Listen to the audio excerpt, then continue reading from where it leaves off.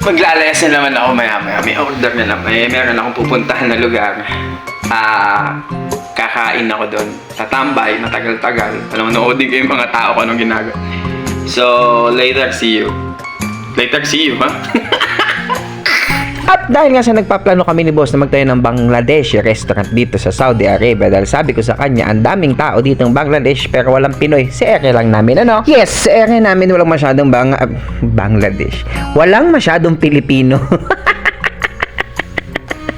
Kasi nga ay nasa exit kayo kung saan malayo sa Kabiasnan.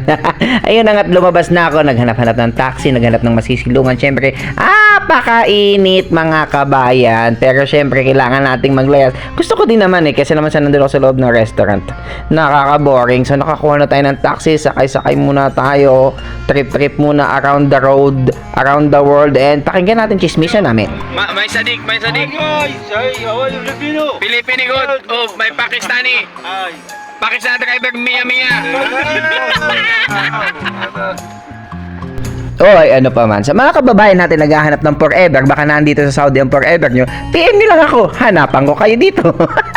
Abay, parang nilako ko ang sarili kong kabayan. But anyway, tuloy-tuloy tayo sa journey natin. Eto na tayo, nandito na tayo sa place kung saan nandun yung target location namin. Kita nyo naman, yung mga palibot na yan, puro yan bentahan ng sasakyan, puro mga, parang industrial type din naman yan. Nakita nyo yun nandun sa likod ko. Yun. Ayun na nga at tinama. Yun yung nasa kabilang yung bakante. Nakita niyo yung kulay black na yan. Yan yung tinatarget nung tropa ng boss ko, syempre. Pero yung tinatarget namin, hindi yung isang building na katabi din naman yan. Okay, nakikita nyo. May outside seats. Plano namin yan, gawin namin outside seats. Kami din naman ang magmamanage Siya lang mag-finance. Parang ganun na nga. At kukunin din yung katabi kasi kulang nga naman kung isang unit. Alam nyo ba, ang mura lang ng upad yan? Oo, napakamura lang. Kasi talagang kailangan dadayuhin ka ng tao. Hindi siya talaga daanan kasi makikita nyo naman sa Dusonan, highway siya. At eto na yung sinasabi kong para sa amin ni boss. Kita nyo naman, 2 unit agad yan. Tapos yung likod na yan, kala ko pa, alam mo yung may nakakulong na monster sa loob. Kaya di ko na pinasok masyado yung kamay ko, baka biglang hablutin. At nakaramdam nga ako ng takot doon. Syempre naman, di ko alam kung ano talaga nasa likod nun. Malay ko ba kung meron doon tumatambay, baka o kaya may nagchuchuk-tsaka na. Uy, hindi uso yun dito. Huli kayo ng pulis dito. Boy, sumbong kayo ng mga kapitbahay nyo.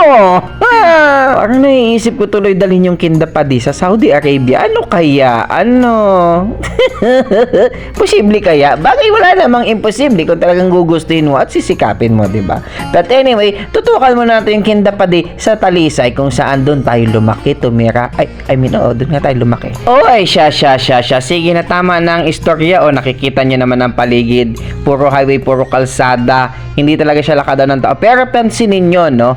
Madaming truck drivers. Kumbaga sa atin, tambayan to ng mga drivers ng company. Driver ng truck, ng delivery, lahat dito dumadayo. Kasi nga, nakikita nyo tong Indian restaurant na to. Indian restaurant yan, diba? Pinapaliwanag ko lang naman, yan ang isang Indian restaurant. So, dyan ako kumain at dyan din ako tumambay kasi nga, Bangladesh restaurant yung plano namin. So, pinisinurbay ko kung gaano kadami ba yung pumapasok sa kainan na ito. Kasi nag-iisa lang siyang cuisine ng mga ka-Asia natin na Bangladeshi, Indiani, Pakistani, mga ganun.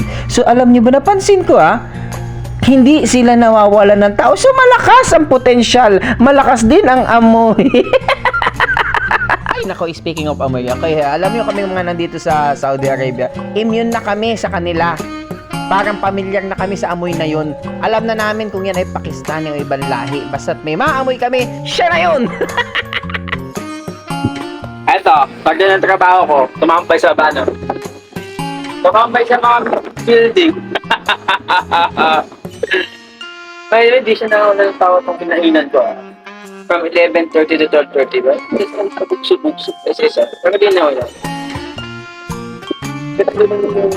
Pagkana nandun tayo na nandun sa dulo, mga Arabic food talaga. Middle Eastern. Ayun, may isang pumasok. Ay, kusinero pala yun. Tambay muna ako dito. Mga to? Mga 2 kilometers away sa trabaho ko. Working ngayon. Ito muna yung trabaho ko, tumambay. Mag-survey. Sabi ko kay boss, kailangan natin pumunta doon. Hindi pwede ka ako yung lugar lang. Hindi natin ako yung dating ng tao kung pang-Olympic ba. Tama, di ba mga kanegosyo? Uy! Negosyo na, lalo sa katropa. Susunod, lalabas natin si tropa. Tropa dapat, palalabasin natin yan, boy. Tamat na yun eh.